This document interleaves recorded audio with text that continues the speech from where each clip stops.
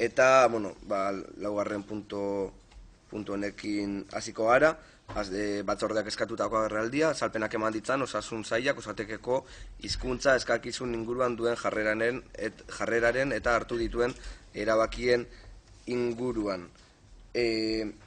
Ubera Andereak eskatutako agerraldia, beraz, Ubera Anderea zurea da hitza. Eskerrik asko, mahaiburu jauna, eta ongi etorriak osasun saileko ordezkariei eta osatekeko zuzendariari. Agerraldi hau martxoak 23an eskatu genuen, ez dugu lertzen zergaitik atzeratu den hainbeste bere gauzapena, presidenteari bai eskatuko geniokena da ahalegin bat egin dezala, batzordera ekimenak ahalik eta azkarren bideratzeko baldin eta horretarako pixuzko eragozpenik ez baldin badago. Ea itxaronaldi hau behintzat baliagarria izan den gaur osasun sailak eta osatekekoak osatekeko euskara plana aurkezteko, eta behintzat horrela itxaronaldia pena merezi izan duela esango genuke. Eta gaurko eguneko garaipena litzateke esatea osatekek azkenean badauka euskara plana. Gaurkoan osasun sailak osatekeko hizkuntza eskakizunen inguruan duen jarrera eta hartu dituen erabakiak ezagutu nahi ditugu. Osasun sailaren aldetik azalpenak entzun nahi genituen, aurrez balorazioak egin aurretik. Zergaitik diot hau, izan ere gure belarrietara iritsi zitzaiguna zen, oso gauza arraroa eta argitu nahi genuen, zebatek esango du, honekin agerraldi bat eskatzen duzue, badakigu osatek urtanta badala Osakidetzaren itsasoan, baina gaiaren larritasuna ikusita iruditu zitzaigun garrantzitsua zela azalpenak lehen eskutik entzutea.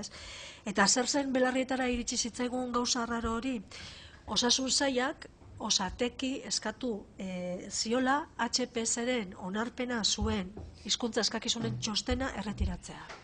Beraz, gaur jakin nahi duguna da, eta gaur Darpón jauna jakin nahi duguna da, ea zuek eskatu zenuten osateki euskararen hizkuntza eskakizunen txostena erretiratzea, bai edo ez, erantzuna baiezkoa bada, zergaitik bota zenuten atzera txostena, ze arrazoi egon ziren osatekeko txostena atzera botatzeko, eta jakin nahi duguna da, erabaki hori osasun sailak hartu zuen, osatekeekin elkarlanean hartu zuen, edo nola hartu zen erabakia, ez?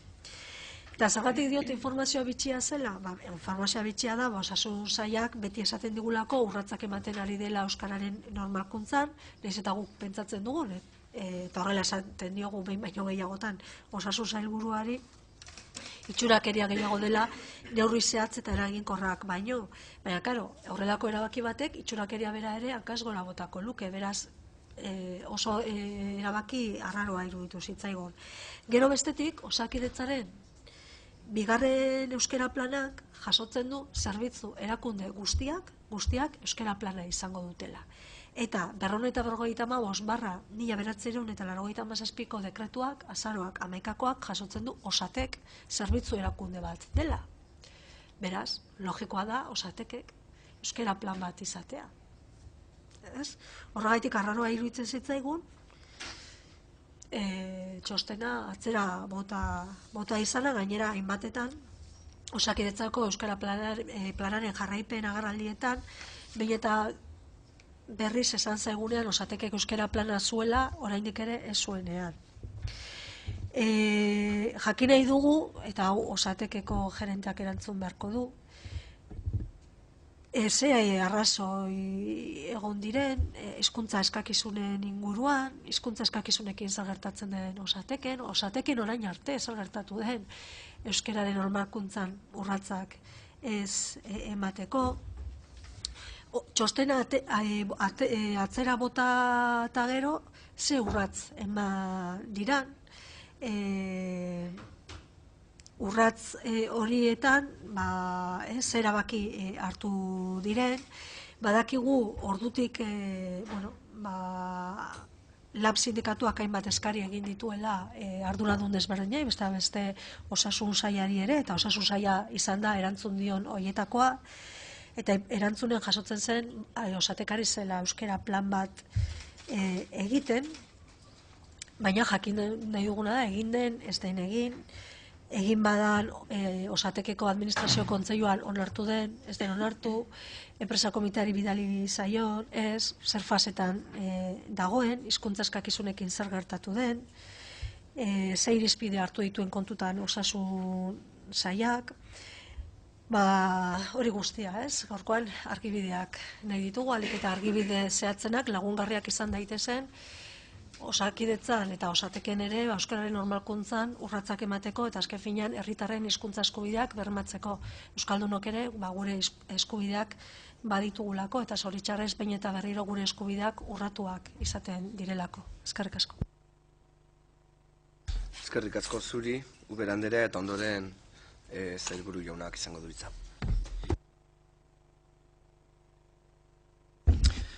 Eskerrik asko batzordeburu jauna, legebiltzarkideok, egunon. Hemen naiz gaur ere zuen aurrean. Hemen naiz beti bezala alden eta azalpen zintzo eta leialena egin nahian. Gaurkoan ere euskararen normalizazioak ekarri nau ona osasun batzordera. Una vez más comparezco ante esta Comisión de Salud. En esta ocasión por la solicitud de comparecencia realizada por el Grupo Parlamentario de EH Bildu al objeto de ofrecer explicaciones acerca de los acuerdos adoptados en relación con los perfiles lingüísticos de la sociedad pública Osatec. Tal como ha indicado el presidente de la Comisión, me acompañan el presidente del Consejo de Administración de Osatec y viceconsejero de Salud, Iñaki Berraondo, y el director gerente de la sociedad pública Osatec, señor Josu Llano. Gugan ohikoa den bezala beharrezkoak diren azalpenak ematen saiatuko gara. Beti ere, Osateken euskararen erabileran bueltan egin nahi dena ezagutu eta uler dezazuen. Trataremos de dar la información necesaria para comprender el alcance de las acciones que desde el Consejo de Administración de Osatec se están llevando a cabo en favor de la normalización del uso del euskera en la sociedad pública Osatec. Berehala ikusi ahal izango duzuenez, Osatekek azken urteotan egindako bidearen berri emango dizuegu. Era berean, gaur eta hemen etorkizunari begira esku artean zer dugun erakutsiko dizuegu. Nuestro propósito, más allá de describir los hitos puntuales y significativos que jalonan el camino recorrido, pretende presentar las medidas en que el futuro permitirá avanzar en la normalización del uso del euskera en Osatec. La señora Ubera indica en la solicitud de comparecencia que ha sabido de la presentación de una propuesta sobre perfiles lingüísticos que trataremos de aclarar. En cualquier caso, le adelanto, el Departamento de Salud no ha solicitado a Osatec que retire ninguna propuesta de perfiles lingüísticos. El Departamento de Salud, en un tema para nosotros tan importante como el euskera, postureo ninguno. El primer plan de euskera de Osakidetza, que tuvo unos resultados evidentes, partió del propio Departamento de Salud, si yo no recuerdo mal, creo que era la 7ª legislatura, y así se desarrolló. El segundo plan de euskera de Osakidetza se realizó durante el primer año de la pasada legislatura y se aprobó en el mes de diciembre del 2013. Los resultados y las evaluaciones de ese plan creo que son de sobra conocidos y además se han venido a presentar a esta Comisión de Salud. Estamos lejos todavía de poder prestar atención en euskera y en castellano en todos los puntos del sistema sanitario de Euskadi a cualquier hora del día y en cualquier día del año, pero ese es nuestro objetivo y lo más importante. Estamos cada vez más cerca y con una progresión notable. Debo corregirle que Osatec no es una organización de servicios de Osakidetza. Osatec es una sociedad pública, cuyo único accionista es Osakidetza y le diferencia del resto de organizaciones de servicios el que, como es obvio, tiene su propio Consejo de Administración. Es la única sociedad participada por Osakidetza que tiene un Consejo de Administración propio, que es el que rige los destinos de Osatec y no la Dirección General de Osakidetza. Como le decía, la dirección de Osatek lleva tiempo trabajando para el proceso de normalización lingüística del uso del euskera, para dotar a sus puestos de trabajo de perfil lingüístico y para asignar fechas de preceptividad según la naturaleza y la ubicación geográfica de cada puesto, y hacerlo con transparencia, objetividad y acuerdo con su representación laboral. Me reconocerá usted, señora Ubera, que es la primera pregunta que hace usted desde que soy consejero sobre el plan de euskera de Osatek. Y voy para 6 años. En esta comisión no hemos comparecido nunca para hablar del plan de euskera de Osatek, que es una iniciativa y una encomienda del Departamento de Salud a la dirección de la propia Osatek. De hecho, por primera vez Osatek, desde ya su lejano nacimiento en 1992, cuenta con un acuerdo de su Consejo de Administración aprobado el pasado jueves 21 de junio por el que se asigna el nivel lingüístico B2 a todos sus puestos de trabajo y se asigna también fechas de preceptividad. Dicho acuerdo debe constituir la antesala del primer plan del uso de normalización del uso del euskera, que en el marco del 6º periodo de planificación del Gobierno vasco tendrá una vigencia de 5 años y deberá cubrir el periodo 2018-2022, en el que ya la dirección de Osatek, su comité de empresa y el resto de trabajadores están trabajando y del que hoy les ofreceremos las primeras pinceladas. Se trata, sin duda, de un avance importante en el compromiso del Gobierno vasco y del Departamento de Salud con el euskera, con la convivencia lingüística y, sobre todo, también con la prestación de un servicio sanitario equitativo y de calidad que no nos cabe ninguna duda que a las personas euskaldunes debe ser realizado en euskera. Se trata de un paso importante en el proceso gradual, pero sostenido, de normalización lingüística de la sanidad vasca, para dar respuesta a las necesidades de la sociedad a la que sirve. Un avance real, gracias al esfuerzo y el compromiso de los profesionales del sistema sanitario de Euskadi, entre los que está Osatek, y que está permitiendo que el conjunto de Osakidetza, el porcentaje de trabajadores y trabajadoras que cumplen el perfil lingüístico de su puesto de trabajo, se haya multiplicado por 5 en los últimos 15 años, desde que el segundo plan de euskera está en vigor. Y como conocen ustedes, ha pasado del 7,7% de trabajadores que cumplían el perfil lingüístico en el año 2005 al 37,9% en 2017.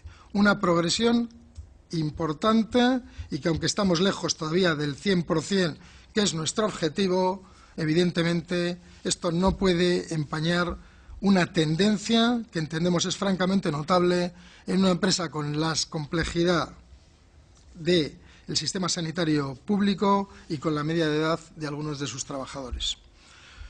Un avance importante y generalizado en el grado de cumplimiento de los objetivos fijados, tal y como pudieron comprobar en la presentación del último informe de evaluación del segundo plan de euskera de Osakidetza.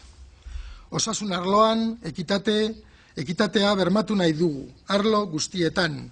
Ez dugu nahi osasun desberdintasunik, ezta hizkuntzari dagokionean ere. Horregatik, pertsonak euskaraz atendituak izateko duten eskubidea eta eskubide hori bermatuko duten neurriak defendatu eta bultzatzen ditugu, gaur hemen agerian gelditzen den bezala. Sin menoscabo de las actuaciones que ha llevado a cabo y va a continuar implementando Osatek, actuaciones que serán expuestas por su director gerente, no quiero dejar pasar la oportunidad para dar unas pinceladas breves sobre la naturaleza de la sociedad pública Osatek, así como sobre la labor que viene realizando desde hace 25 años al servicio de la salud de vascas y vascos. Osatek, como les he referido, es una sociedad pública anónima, cuyo único socio es el ente público Osakidetza. No es una organización de servicios más, cuenta con su propio Consejo de Administración, como así definen sus estatutos.